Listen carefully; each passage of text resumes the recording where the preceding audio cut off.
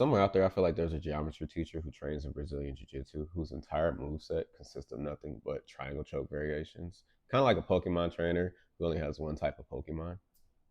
I mean, that's what I would do if I was a geometry teacher. I mean, because what else are they going to do? For today's violent geometry lesson, I'm going to be teaching you guys a arm triangle, also known as an arm and neck choke. Now, an arm triangle is a choke in which I take my opponent's arm and I cross their center line in order to get their shoulder into their carotid artery. The next thing I'm going to do is I'm going to take my arm, I'm going to place it underneath their head, and I'm going to make sure I keep connection with my head or my shoulder to their arm to make sure that they aren't able to bring their arm back. I want to constantly keep pressure on this shoulder to make sure it stays in the carotid artery. Now, as I reach, I can either gable grip, S grip, or I can get a tight grip just like so, like I'm doing a rear naked choke. Then the next thing I'm going to do is I'm going to base out on my toes and I'm going to drive my body weight into their shoulder. Now, the reason this choke works is as I am driving their arm across their carotid artery, my bottom arm is also collapsing the carotid artery as well. And now my shoulder pressure is basically creating a clamp against their neck, and that is what creates the choke. One way I like to attack the arm triangle is in mount. So the first thing I'm going to do is I'm going to get their arm across their center line.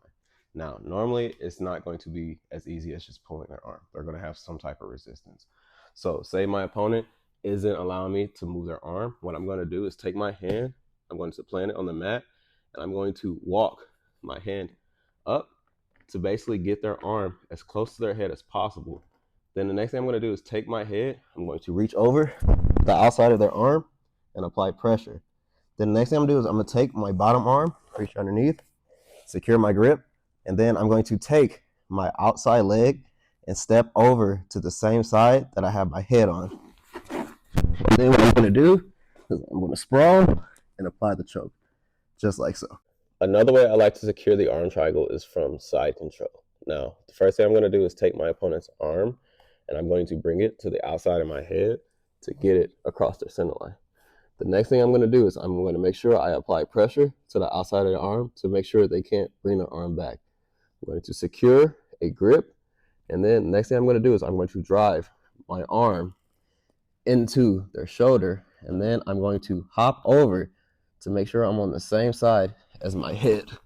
So you can go to mount, and then you can step back to the other side, and then you can start finishing the choke. And that is another way you can attack the arm triangle.